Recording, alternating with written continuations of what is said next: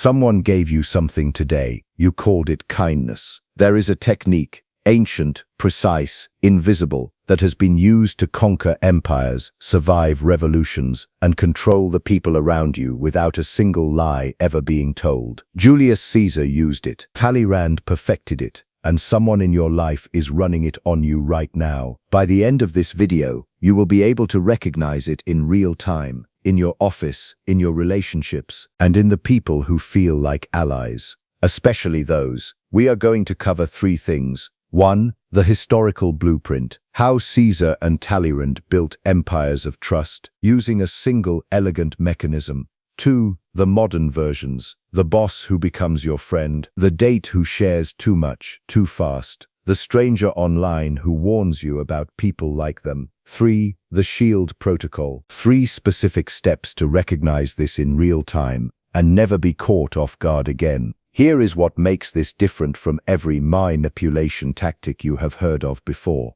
The Trojan Horse does not use lies. It uses the truth, specifically, the truth you wanted to believe, delivered by someone who knew you wanted it. At the exact moment your brain stopped questioning, that is the mechanism, and once you see it, you cannot unsee it. This is Law 2, the Trojan Horse. Let us start where the blueprint was written, not in a philosophy book, not in a boardroom, on the banks of the Rubicon River, where a general understood something that no military strategy had ever taught him. The fastest path to power is not fear, it is gratitude. Why do we trust people who give us things? The obvious answer is, because generosity signals safety. If someone is giving, they are not taking. If someone is offering, they are not threatening. This is not naivety, this is neuroscience. When you receive something, a compliment, a favor, a piece of information shared in confidence, your brain releases oxytocin. That is the bonding hormone, the same chemical released between a mother and a newborn child. And here is what oxytocin does. Beyond making you feel warm and connected, it actively suppresses your amygdala, the threat detection center of your brain. In plain language, the moment someone makes you feel bonded to them, your brain literally lowers its guard. This is not a metaphor. This is neurochemistry, and the most sophisticated operators in history understood this principle centuries before neuroscience existed, to name it.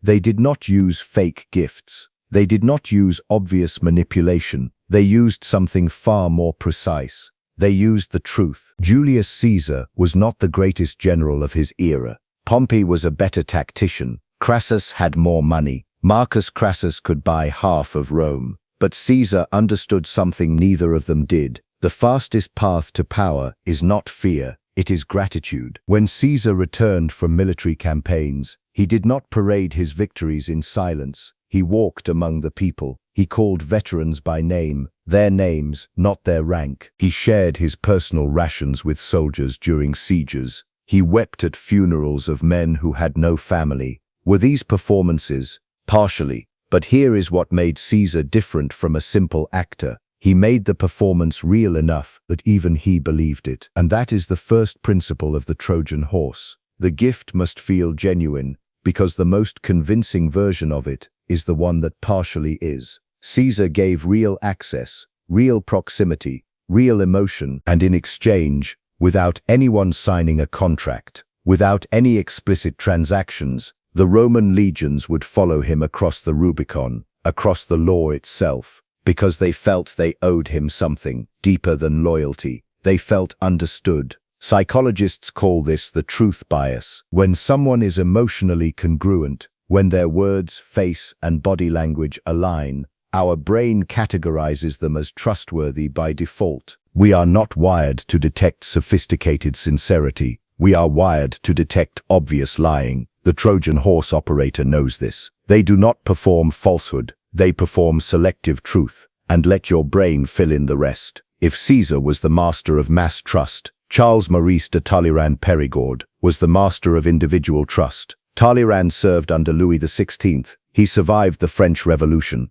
He served under the Directory, under Napoleon, under the restoration of the monarchy, and finally, under the July monarchy. 5 radically different regimes, 5 sets of enemies who wanted him dead, and he died peacefully at 84. How? Every single time the political landscape shifted, Talleyrand had already made himself indispensable to the next power, not through allegiance, but through the Trojan horse. His method was precise. He would identify the one thing the rising power needed, but could not ask for openly. Then he would offer it, unsolicited, with no visible conditions attached. To Napoleon, he offered diplomatic legitimacy, access to the aristocratic networks. Napoleon's military reputation could not penetrate. To the Allied powers after Napoleon's fall, he offered something more valuable, the narrative that France was not the enemy, that France was itself a victim of Napoleon's ambition. He gifted them the story they needed to avoid a destructive occupation. Think about what that means. He did not offer money. He did not offer military alliance. He offered a truth they wanted to believe. And because they wanted to believe it, because it served their interests, they accepted it without interrogating it. Talleyrand never lied. He selected, arranged, and presented the truth in a frame so elegant that the recipients felt they had arrived at the conclusion themselves. That is the Trojan horse at its highest level,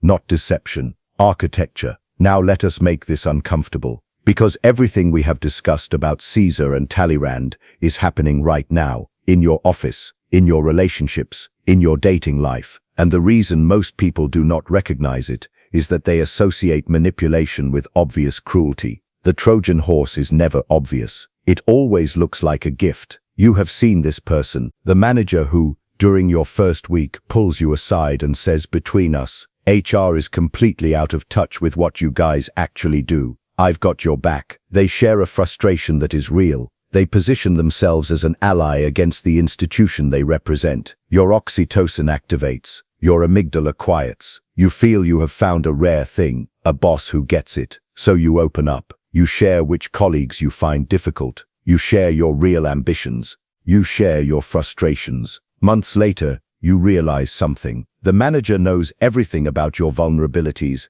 your alliances, your blind spots, and you know nothing real about theirs. The gift, the false solidarity, the shared secret, was the mechanism of entry. The information you volunteered freely was the payload. This one is more intimate and more dangerous. You meet someone, early in the dynamic, too early. By any rational standard, they share something deeply personal, a difficult childhood, a betrayal by an ex, a fear they claim to have never told anyone else. And the mechanism activates. Because vulnerability, when offered, demands a response. We are socially wired to match it, to offer something of equal depth in return. This is called the reciprocity of disclosure, and it is the engine of real human bonding. The Trojan horse operator uses this engine deliberately. They offer vulnerability, real or constructed, to extract yours. Your disclosure becomes their leverage. Your trust becomes their architecture. The sign that this is happening is not the vulnerability itself, it is the timing. Real intimacy builds over time, through repeated interactions,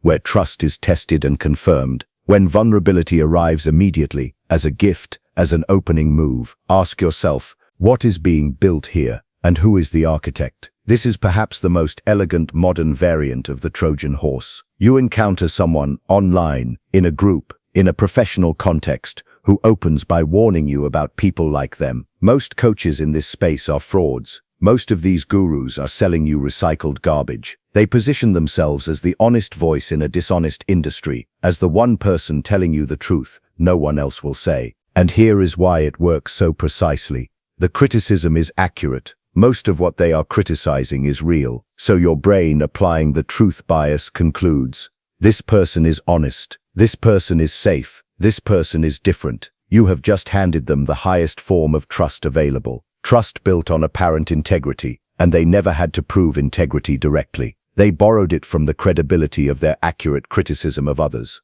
The Trojan horse does not need to be made of wood. It just needs to look like it was built by someone on your side. Has this happened to you? It has. The question is not whether you have been inside a Trojan horse. The question is what you do now that you can see the frame. Now we arm you, because knowledge of a weapon is only useful if it comes with a defense. The SHIELD protocol has 3 steps. Step 1. Track the asymmetry. In any relationship, professional, personal, romantic, track what you know about the other person versus what they know about you. The Trojan horse operator will always ensure the information flow is asymmetric. They will feel open, but their disclosures will be carefully selected. Yours will be real. Ask yourself one question: who knows more here, and how did that happen? Step 2. Interrogate the gift. When someone offers you something without being asked, solidarity, vulnerability, information, access, pause before you respond emotionally. Not with suspicion, with curiosity. Ask yourself, what would this person need from me for this gift to make sense? This is not cynicism. This is the cognitive habit of someone who has moved from the position of recipient to the position of analyst. You can still receive the gift. You can still enjoy it, but you receive it with your eyes open. Step 3.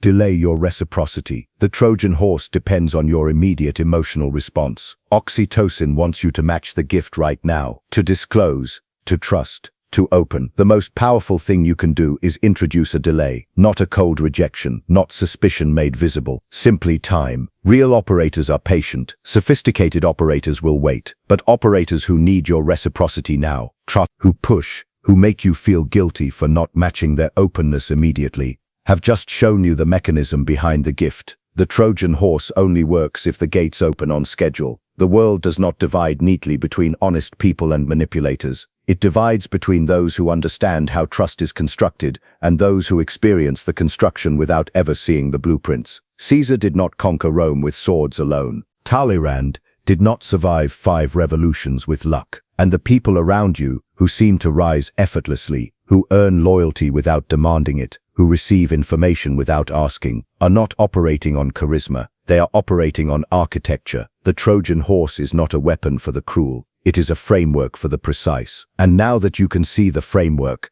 the question is not whether it will be used on you. The question is whether you will recognize it in time. The most dangerous lie is not the one you hear. It is the truth that makes you stop questioning. Stop being the pawn. Start seeing the board. If this changed how you see the people around you, the subscribe button is right there. Not because I need the number, because Law 3 is the one people ask me not to release. And I always release it anyway. See you there.